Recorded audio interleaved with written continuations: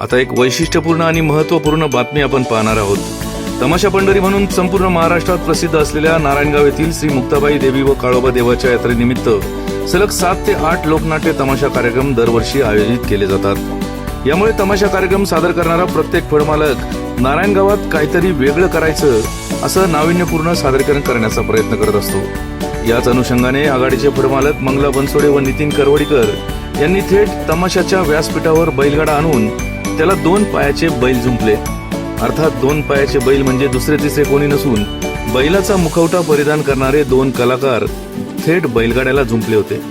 हे दृश्य पाहताना अनेकांनी एकच जल्लोष करत नाद एकच बैलगाडा शर्यत या गाण्यावर जोरदार ठेका धरला. तमाशा कार्यक्रमामध्ये हे अनोखे गीत नितीन बनसोडे यांच्यासह नृत्यांगना कामिनी मुंबईकर, रमा बनसोडे, रेश्मा बनसोडे, कोमल तळवी तसेच त्यांच्या सहकलाकारांनी सादर केले.